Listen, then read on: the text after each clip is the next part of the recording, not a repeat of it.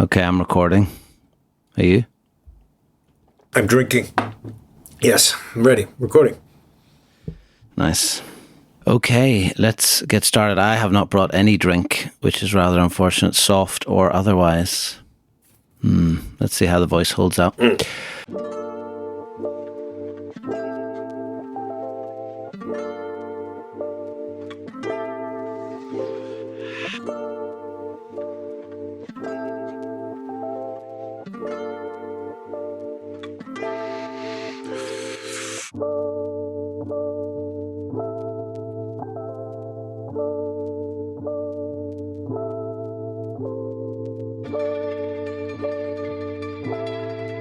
Okay, welcome everyone.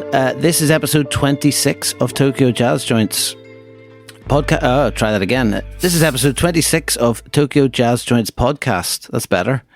This is the second of a three-parter, of which we have had a few now, and this time we're in Kansai. So you'll have probably heard our previous episode in Kansai where we visited Jam Goodman, top rank in Bird 56. Today we're back in Kansai and skipping between Kyoto and Osaka. No, we're not. We're just in Kyoto. We're just in Kyoto. Clearly, the preparation has been of a very high quality for this week's episode. Oh, listeners have no idea about that. Well, keep that for the outtakes episode. But yeah. How you doing, Philip? Good to chat with you. I'm okay. I started a PhD this week, so that was quite a big thing. Wow. It's in photography. Unfortunately, I can't just copy and paste Tokyo Jazz Joints over, so I've had to think of something else to do. I'm also recording on some new audio equipment, as recommended by our sound man, Brian.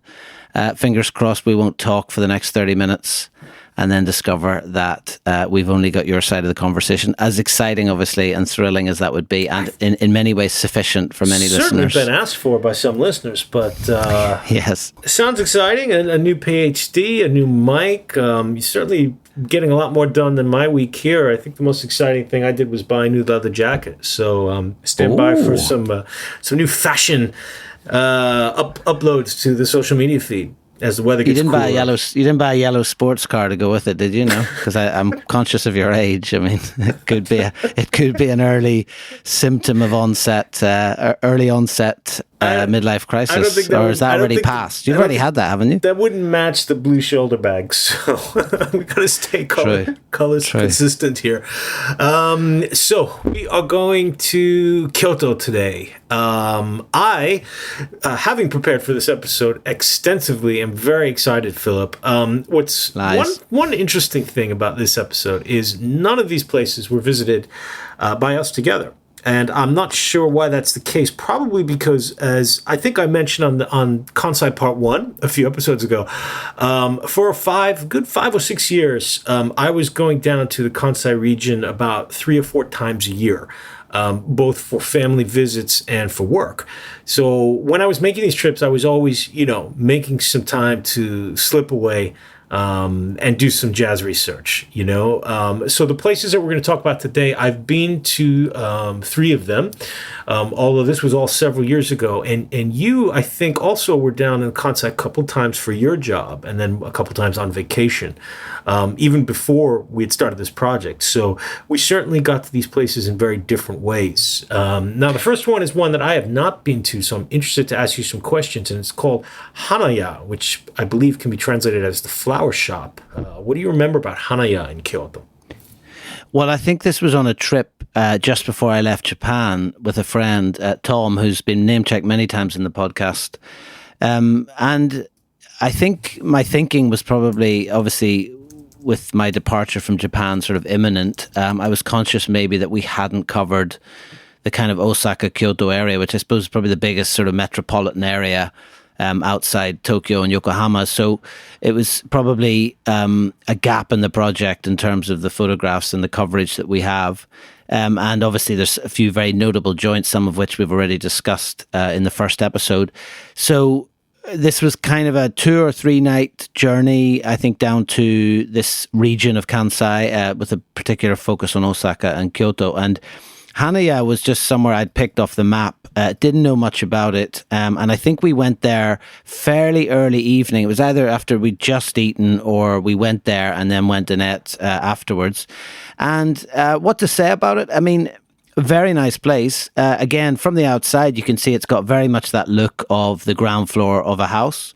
And, you know, for anybody who doesn't know Kyoto or hasn't been, it's deceptively large, isn't it? Like it's quite well laid out, and you find yourself walking kind of a lot longer than you perhaps expect when you first set out. And we wandered. Hanaya is actually a renovated what they call machiya in Japanese, and those are the old sort of houses you find in Kyoto that are a bit narrow.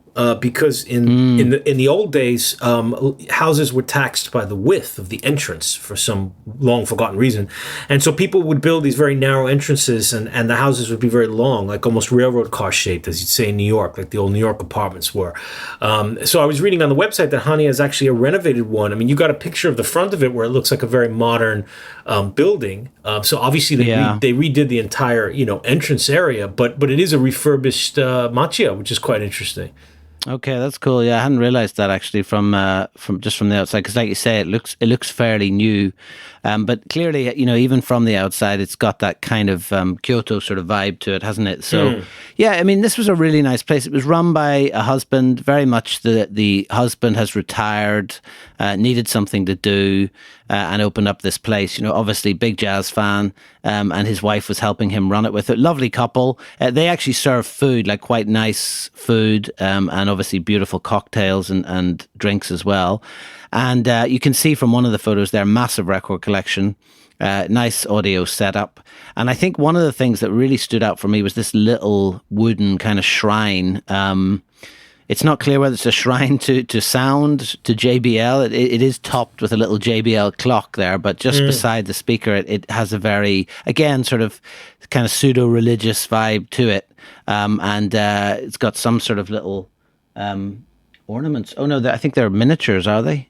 Actually, it's quite hard to tell now. They look to me like little animals, but then on the far right, it looks like they're little miniatures as well. I'm not entirely sure, but it was a really beautiful place, very slick, very clean. Had that wooden, almost like Japanese house feel to it. And we went there for an hour, had a drink, very pleasant chat with the guy. And it seemed like quite an active place as well. He has listening events, I think gigs as well. I think he's certainly tied in. He's tied in with the JBL whole scene, because when I was looking it up online, there were a couple different articles in some of the audio magazines, including one of the features where specifically the theme of that edition was, where can you listen to JBL speakers in Japan? So as we've mentioned, people who are audiophiles here are very, very serious about it. There are multiple magazines devoted to the whole world of audio. And so this was one of their special editions where people who particularly fancied JBL speakers, you could go, and they weren't all jazz cafes either, although a lot of them were in there. But I would think he's very much sort of tied into that scene as an audiophile. And it looks like the care that they took to put it together, because it says the place was only opened in 2005. So, obviously a lot newer than the joints that we usually visit. And I don't know if you had a chance to really spend time asking him about his record collection, but in this magazine, it's really interesting because it says, the translation is basically goes like this from Japanese to English. And on to one of the most important matters: how does he arrange his record collection of 5,000 albums? And the master said, they are arranged alphabetically.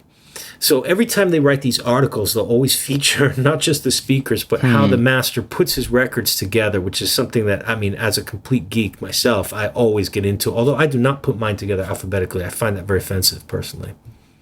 Well, it was a pretty big place, a pretty busy place, rather. I remember it not being the easiest place to photograph in, as I'm looking at the photographs now. Even at that time of the evening, there was a fair few customers in there eating and drinking, which obviously makes it a little harder to get around and get the shots that you want. I've just zoomed in on the photograph of the little sort of shrine type wooden box. It's actually a combination of cats, and miniatures. And cats seem to be a thing, actually, because there's a couple on top of the speaker, and then I notice there's one reflected in the piano as well. So again, a bit puts me in mind slightly perhaps of samurai, and you do often find in a lot of the joints this kind of these other obsessions that owners have sort of reflected in the decor and the stuff that's sitting around. Beautiful spot. And, it's funny because in Kyoto, I think that there were a lot of places that sort of fit the mold of the really old, dating from the 50s and 60s type kiseten. But by the time that I had started going down there quite a lot, unfortunately, most of them had shut down. And so a couple of the places, including another one we're going to look at tonight, sort of fit this mold. As you mentioned, the guy that retires maybe has a space in his house, or he rents a new space somewhere to sort of commence his dream of owning a jazz kiseten. That leads us to the second place, which is called Mura, Jazz Cafe Mura, which is a bit farther north along the river in Kyoto. And for any of our listeners who's not been to the lovely city of Kyoto, it's very, very different from almost everywhere else in Japan for many reasons. Of course, it was the ancient capital. It was the cultural capital. Even today, it maintains a very lofty place among Japanese. People who are not from Kyoto tend to not like it there very much. They like it for a visit, but they don't want to live there because it's very, very insular. I believe the Japanese expression is you need to be 6 generations in the city before you can be considered a local. And that's a lot of time, actually, 6 generations. It's also laid out very, very differently. It's in a grid pattern. The river bisects it north to south, and the streets are all in a grid pattern. It's modeled after the ancient Chinese city of Xi'an. So as opposed to all the higgledy-piggledy type places that we've described where you wander around alleyway after alleyway looking for stuff, actually Kyoto is very easy to find things. You just have to check the address and cross-check it on your map. So the next and I place, think also, I think like... It's also, I suppose, one of those places. I mean, even in the time that I was there, it increasingly just became thronged with tourists. And, when you go to the more popular sites like the Golden Temple, for example, it's really just impossible to get any sort of moment to yourself to really enjoy it. It's just queues of people and tour buses right at the moment, though, Phil. Well, yeah, I'd say probably those 6 generation families are quite happy at the moment, possibly because they've got a bit of peace and quiet. But it's a strange city too, because famously they have this very modernist, very controversial station building. And then when you go further out into the city, you find, I suppose, what a lot of people would consider to be the quote unquote real Japan, the kind of the Japan of the Karate Kid, the sort of the sloping temple roofs and the bamboo groves and all that kind of thing. But it is a real contradiction of styles of the city. And within that, of course, there are these beautiful jazz cafes, as of course we've discovered in every town and every city, regardless of what it looks like. And Mura was another really good example of that. Again, tucked away in a residential area. We wandered for a bit to find it on Google Maps, and then of course you turn a corner and suddenly you happen upon this incredible place. And for me, like Mura, it'll be interesting to see what your experience of going in was, because I very much had the sense that when I first came in, we weren't particularly welcome. We came in, it was a sort of a fairly gruff welcome, do you want to sit down? Right, fine, over there. And you can see from the portrait of the owner, who looks a lot smilier now in that photograph than he did when I first came in. He has perhaps that slightly, how would you say, maybe sort of Tokyo nightlife look about him. He's got that shirt, he's got the hair, or the lack of hair, and he seems like the sort of guy perhaps you wouldn't want to cross. And there was very much that feel when we first came in. I eventually plucked up the courage to chat to him, I think once another couple of customers had left. And of course, once I went over to speak to him in the corner and chat to him about the project, I do remember very distinctly having this conversation, and he asked me, so what are you doing? And I explained the project. And then he said, well, how many places have you been to? And at this point I said, well, it's about over 120. And it was like someone had flicked a switch, because suddenly his whole expression changed. He opened up, he loosened up, and he wanted to talk more. And where have you been? And, what were your favorite places? And it resulted eventually in this portrait of him. And, from going in where I couldn't have imagined even asking to take his photograph, to leaving and having had this beautiful experience that afternoon, I was so delighted. Not least, of course, as well, to capture this just incredible fish that he has in the tank. And that was the second generation, I believe. I think the original one that he had died. And if you were really eagle-eyed, you can actually scroll in, I think, on the fish tank, and there's, I think the name of the fish is there. But absolutely gorgeous place. Fantastic afternoon. Oh, sorry, actually, you can see the original fish in the photograph above the tank. Yeah, that was the first iteration. He's got a portrait of it up top. It looks quite similar to the current fish, though. Very similar, yeah. It's hard to tell them apart, really, but... It's an absolutely gorgeous spot. And, it's funny because I was thinking about what you're just saying, the reaction that you got in. And you were joking about it, but people who are in Japan or have been here recently would know that pre-COVID, the tourist numbers to Japan skyrocketed over the last 10 years. And they just went into another universe regarding Kyoto. I mean, millions and millions of people visiting Kyoto in all 4 seasons. And it's resulted in quite a bit of tension, because a lot of the locals, the city is just not built infrastructure-wise to handle this many people. And so, guys like this who run a business, now he's not in the most heavily touristy neighborhood, but definitely there would have been people wandering by who came in, probably couldn't speak the language, maybe didn't understand what a jazz cafe is, who knows. So I think the fact that you showed that you were there on a project and were doing really serious work would have gotten him to warm up a little bit. It's funny, what I remember most about Mura wasn't the fish for some reason, and I'm wondering if when I went there, and again, this would have been quite a few years ago. Now, I did not talk to him. I was there with my family. And so I think, if anything, we would have been in there for like half an hour at the most before the kids, at that time when they were very small, would have been making a ruckus.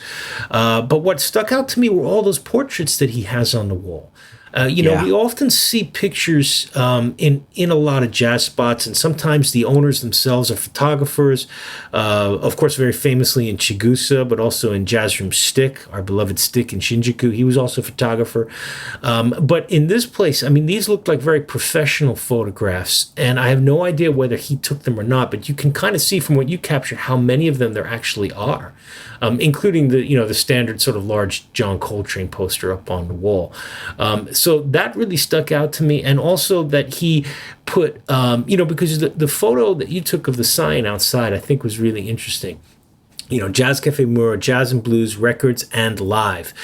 But you can see that it's right underneath. I mean, it's in an apartment building. There's somebody living like right above there. So how is he putting on live music at night? That always confused me. It's astonishing, really, isn't it? Yeah, and it's funny because it's almost like one of those hall of mirrors. Because if you look, for example, at the photograph of the table, and you can see the piano just to the left with the speakers, and then just on the bottom right of that, the bottom left of that column, you'll see a guy playing the sax, and in the background is also picture of the pictures on the wall behind him, and they're all musicians that have played gigs there, and I think it's really nice, because we've seen obviously photographs of really famous musicians, and then, as you said, the kind of stock images that you get from different posters and stuff, but the fact that he's kind of celebrating this Japanese connection with jazz, all these local or Japanese musicians playing in this place is really nice. It's a really nice take, and something perhaps we haven't seen quite as much, because as you mentioned previously with when we interviewed Tony and Mike in particular, often Japanese jazz takes a kind of it takes a sort of a step to the side when it comes to the jazz kisa, and it tends to focus often on particularly American musicians, doesn't it? No, that's 100% right. I mean, I can think only of a couple, maybe even not even a handful of places that regularly play Japanese jazz. So the fact that he would have all of these people there playing live, but also putting the records on, is really unique. And it's just another one of these. I hate to use the word standard because it sounds like I'm downplaying it, but standard sort of neighborhood jazz joints, the kind of place that if you're walking home you would pop in. Well, I'd probably pop in 3 or 4 times a week, and that doesn't really exist anywhere else. I mean, what other country, as we've said so many times, would have a place in this kind of neighborhood, in this building, with that setup of the records and the live music? I mean, this is an only in Japan kind of place. And I think it's something really nice about it that in the midst of, old cultural and, UNESCO Kyoto, we can still find our down-home jazz spots, I mean, that makes me really happy every time I was going there, because after the third temple or shrine, I just keep thinking about, okay, when can I get down to the cafe and have a beer, And my family was always like, what's wrong with you? Don't you want to see this temple? And I was like, yeah, they're kind of all the same.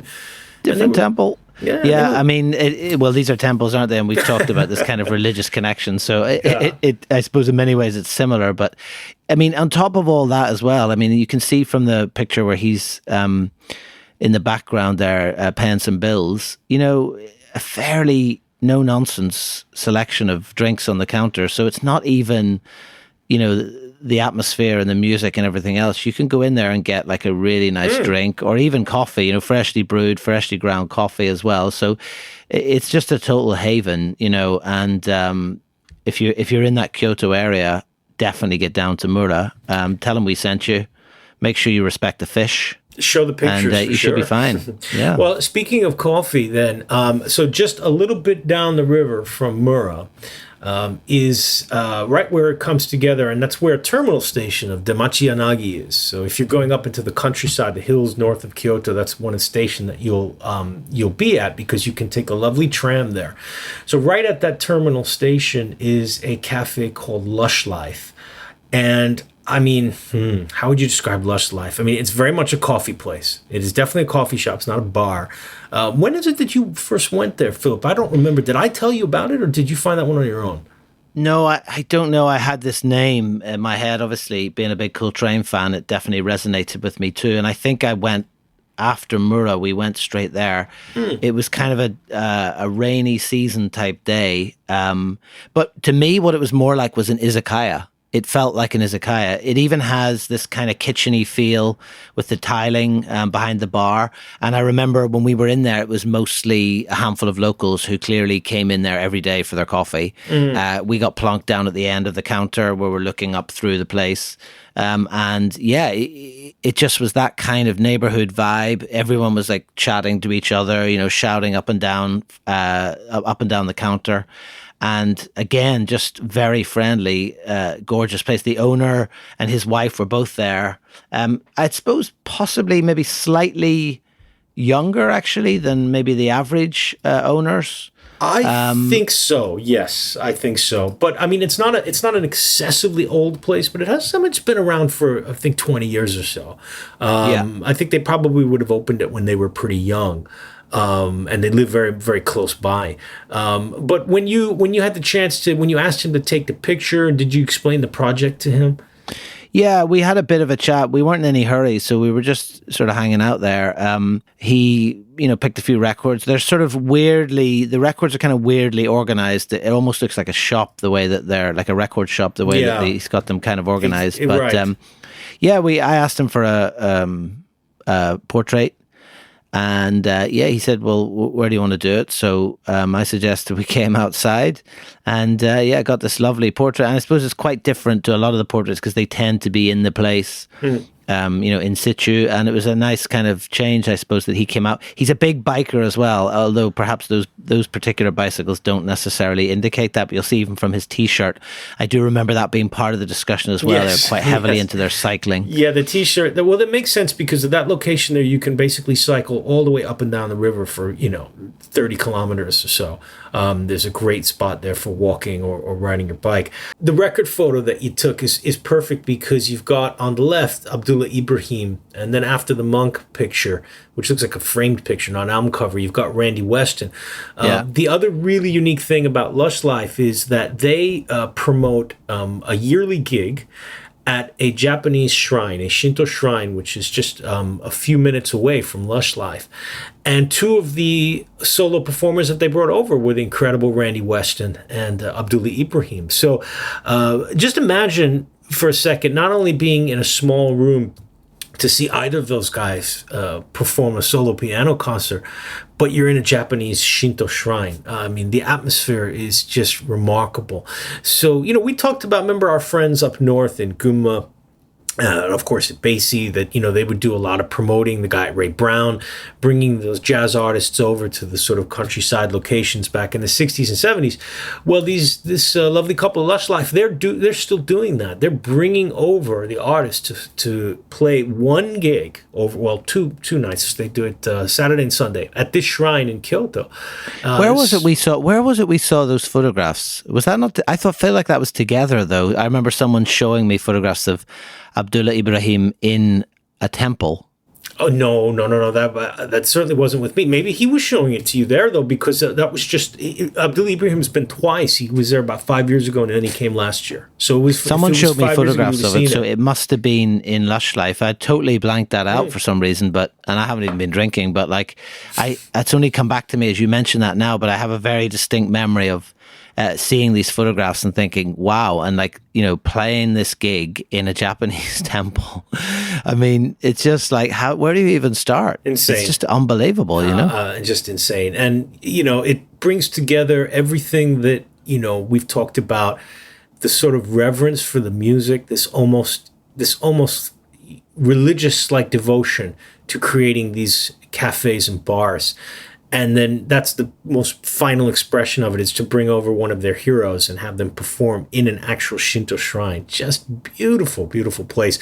Every time I'm in Kyoto, that's one of my stops for sure. Like I mentioned, the lovely trolley that goes from the Machinagi up to a hot springs. So it's kind of a ritual at this point. But yeah, if you're in Kyoto to do some touring around, and you're listening to this podcast, you're definitely going to want to stop by the Lush Life. And I believe they're open not very late, though. I think they close around 7. Don't trust the website hours, because those are not accurate, like a lot of jazz joints. I remember standing outside for a while thinking they were going to come back, and they never came back, even though the hours said they'd be open. I wonder, actually, I think, if I'm not mistaken, I think this might have been the second iteration of the place. And actually, if you look, because I think one thing that struck me about this was it had we probably overused this word a little bit, but it had that kind of bohemian Shinjuku feel that we were talking about, because it felt like a real magnet for just artistic people in the area. And you can see even from the shot with the umbrellas, there's a lot of magazines and books there. One of the customers now, I remember, was a local painter as well. So you can see this painting on the wall as well.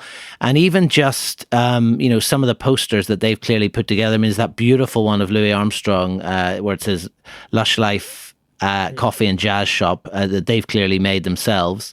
And then also, if you zoom right in on that photograph with the umbrellas, you can see actually there's a signed thank you card from Randy Weston, which says spiritual greetings, blessings and love.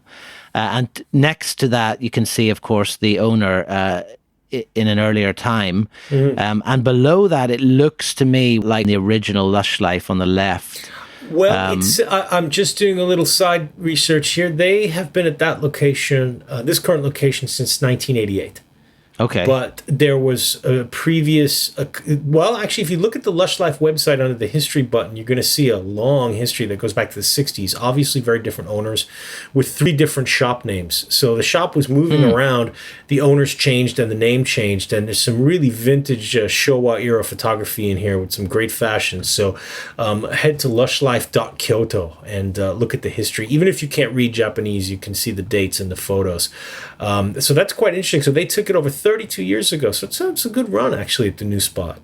Yeah, it is a great place. Again, if I get back in the next couple of years, I'd say, and I'm down that area, that will definitely be one of the places that would be on my list. I feel like I could have spent a lot longer in it that day. So fabulous place. Which brings us to the final and perhaps the most famous place. I was kind of surprised to hear that Brian, who mixes our audio every week, had actually been here himself when he was in Japan. Really? And again, and it's not one of the that was my reaction. Yeah, it's not one of the places perhaps you'd expect people to have been, or certainly one of the first places that you would end up going to if you were interested in this culture. And that is Yamato-ya in Kyoto. So what do we make of that place? I mean, what always sticks out in my head before anything is this just awesomely avant-garde sign that they have outside with these naked bodies strewn all over the piano. It's just fabulous. I absolutely adore it. And it's strange because the sign gives no indication of what the inside of the place is going to be like. So you see that and you think this is going to be some real hardcore avant-garde like basement joint, you know, thinking of like Aketa no Mise in Tokyo, you know, part of the 60s avant-garde culture. But when you walk in, I mean, I think I put in my notes, which doesn't necessarily make a lot of sense in retrospect, but I said it looks a bit Miss Marple or Merchant Ivory England movie. That makes sense. When I laughed when I saw it, I was like, exactly, that's what it is. Yeah. Yeah, because I found my notes from when I visited there, and that's what I had scribbled down, and I was wondering if I was reading it correctly. But, I mean, yeah, it has a kind of like that old parlor type feel, you know, where you would, I mean, he's got the teacups as well. You've got, you got a great photo of him in front of his collection of teacups and glasses. But I mean, you've got to talk about the record collection here. I mean, just look at that. Look how absolutely beautiful it's laid out with the wooden furniture, the wallpaper. I mean, this is kind of more like, an old parlor listening room. You could imagine him having one of those old wind-up turntables in the corner, to play 78s on. A little bit like what Swing in Shibuya is trying to do, even though it just opened. Remember we talked about Swing kind of getting this aesthetic, but this is the real deal. This is something that's been like this for ages. For me, I wouldn't be surprised if you'd gone in there and discovered all the records were classical. Yes, to me, it has almost more that sort of vibe, doesn't it? Like a kind of a, like you say, parlor or like a listening lounge for. It's got a film set sort of whiff about the whole place, but it's very, very much jazz, right? Oh no, it's completely a jazz spot. I mean, he's been open since 1970, but I don't, in my notes, it's not clear. I don't think I got a clear answer about whether he was the first owner or not. I would doubt it, because I mean, that's 50 years back. That would have made him really young, I think, when he would have opened it, because he doesn't look that old. Did you have a chance to talk with him? Obviously, nobody was in there, so I guess you schmoozed a bit and got to take the pictures. Yeah, it was completely empty. It's funny when you approach it too, because you can see from the exterior where there's the only indication is jazz spot Yamato-ya, and then there's also this just very classic Chinese restaurant sign outside, and it's not what you're necessarily expecting. You head off that main street down an alleyway, and then you're greeted by this beautiful avant-garde sign. You can see even down there, it just looks like a load of houses. And inside, there's just this treasure trove of records and jazz culture. We did have a bit of a chat to him. Again, it was both him and his wife. She, I think, either slipped off quietly or sort of would have preferred not to have been photographed. And in often the case, that's a kind of a respect thing. I think sometimes the owners' wives of these places often sort of say, oh, no, it's his thing, he's the master and that kind of thing. But whatever the reason was, she wasn't in the photograph, but she was definitely there. And they were just getting ready for the day. Like you say, gorgeous place, beautiful sort of old sets of teacups there, glasses, sort of thing that you're terrified when you get served, because you're just like, I know I'm going to probably smash something here. And get sent out in shame, or I'm going to knock it over. Yeah. The one thing that always confused me about this place was this bright red sort of veneer countertop that I thought just didn't quite sort of fit with the rest of the place. But I can see maybe what they're going for with the kind of the reds in the wallpaper. But it seemed to me slightly incongruous, but it was an absolutely beautiful place. And I would say, again, looking just at that shelving unit, probably up there with one of the biggest collections that we've seen in terms of records, wouldn't you say? Oh, yeah, for sure. I mean, I scribbled in my notes again, 8,000 plus, based on just comparing to some of the other shops, Yeah. And as we've mentioned, if he's got 8,000 in there, I mean, how many does he have in his house? He's probably got a good couple, 3,000-4,000 more in his house. So, these collections have been built over many years, and it's just so amazing that they have not just the opportunity to open a shop, to put their collection in and share it with customers, but that they're not afraid to leave it there. I mean, I think that's honestly one reason why this kind of listening bar and jazz kisaten culture would not exist in places like the States or maybe in Britain or Ireland, because I think people would be afraid to put it in a place and then leave at night, that it would be at risk of theft, for example, whereas it's very unlikely anybody's going to break into your shop anyway in Japan. They're certainly not going to walk away with 8,000 records. A couple two more quick things about Yamatoya. One is they started a Twitter feed in 2014, I believe.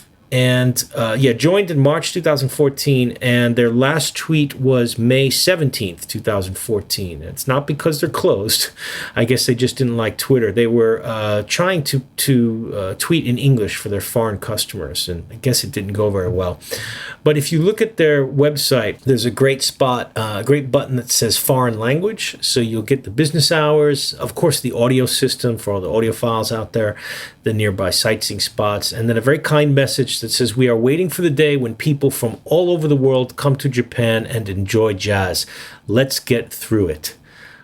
That's just a great greeting, especially for these days, It's come very to unusual, Japan and isn't enjoy it? jazz. Let's get through it. Yeah, it's very as unusual. if they knew. Yeah, I mean, I'd say they're not alone in being someone who went on Twitter to see what all the fuss was about, tweeted a couple of times and then thought, I don't really get it, and came off it. So that probably doesn't surprise me. But I mean, particularly what you said about Kyoto, in terms of that perhaps more kind of insular mentality, I suppose. And, again, that sort of weird paradox between, obviously wanting business and wanting local economy to thrive, and yet, not wanting places to be completely overrun with tourists. But to be sort of thinking in those terms of more international, I suppose, and inviting people. Well, think about it, because this is a good 6.5 years ago, right? Yeah. And his first tweet from March 2014 is, "I would like to introduce Kyoto and culture, but I can't write and speak English, but I tried to start Twitter in English." So, I mean, that's so sweet. He's basically just saying to the world, they're like, okay, we know the tourists are coming. And obviously in a few years, it just went crazy. So you've got that introductory tweet, then you've got something about manga, the shop information, how to say thank you in the Kyoto area, okini. And then and then the last one is just, "Sorry, you can check only cash. We don't have credit card system." And that was the last tweet. So I think if we get by there, we're going to have to ask about that. Oh, he's also got a picture of the record collection that says we have 5,000 records. I really am surprised by that. I had it as a lot more than that. Maybe that's just maybe he's reduced it or whatever. But anyway, Yamatoya is one of those places, not quite as much as Basie, but anytime you mention jazz cafes in the Kansai area, that was the first one that came up. So I think that's why I went there so many years ago, because it was probably at the top of my list. Yeah, I think it's definitely one of the older places that we've been to, regardless of whether that owner's the original or not. I wish I could remember, because we probably did have that discussion. It wouldn't surprise me, actually, if he was the original owner. But anyway, perhaps that's a mystery we can solve on our next visit, which, again, will definitely be included on the must go back to list, which seems to be getting larger by the week. So that's a concern. Oh, can I give one more from his beautiful website? Please. This one's in Japanese. So it's announcing the 50th anniversary, and it says in Japanese, but it says, "If you don't have swing, your life will be uninteresting." Well, who could disagree with that? That's just perfect. Yeah. So 1970 opened in March 3rd. Yeah. Oh man, I feel like hopping on the Shinkansen now and just going down to tell me about it. I wish I had the option. Shit, yeah. Well, look, listen, that's the second part of our 3-part journey in Kansai. James, any other exciting news that you want to break on the podcast? Exciting news? No. Well, look, if that's all you're going to give us, that's fine. In the meantime, it just remains to say thanks for listening. Thanks to Brian, as always, for his audio assistance. Thanks to Louie Lastic for our theme music. Thanks to you for your likes, your shares, your enthusiastic and encouraging comments every week. This is episode 26, which I don't think we would have got to had we not had the fantastic response from all over the world that we've had for the project and more recently for the podcast. So thanks again for that. One more quick announcement. Yeah. Actually, speaking of great support, I got a very nice email from Deborah Gordon, who runs the Village Vanguard in New York. She's, of course, the daughter of Max and Lorraine, the original founders and owners of the club. I met with Deborah when I was in New York last year about a little project that she's working on. Obviously, the Village Vanguard is the holy grail of jazz clubs around the world, and they have been really struggling. They've had to let go some staff. They cannot open fully for live gigs. They are doing Friday and Saturday night live shows with no customers, and they are streaming them online in an attempt to just generate a little bit of income. You can imagine how much the rent is in that place in New York City these days. So please, if you are at all a fan of jazz, which you must be listening to this podcast, check out the Village Vanguard's website. It's only $10. You get to see 2 sets of live music Friday and Saturday nights, East Coast time. We really need to make sure that the Vanguard doesn't close. This is the most important jazz club in jazz history, and it should be, it should be a UNESCO World Heritage Site as far as I'm concerned. So show your support. Head over there. Only $10. Nice. So in the meantime, if you're bored this week, even if you're not, get yourself onto www.tokyojazzjoints.com. There are over 130 joints on there. I've just added Nutty in Tokyo as well, so if you want to go and have a look at that, nice little place that we'll probably cover on another episode. Again, if you don't follow us already on social media, we're at Tokyo Jazz Joints on Instagram, Twitter, and Facebook. Please hit us up, like what we post, follow us, and share it with people that you think might be interested. James, in the meantime, you have a good week. You too. Take it easy, buddy.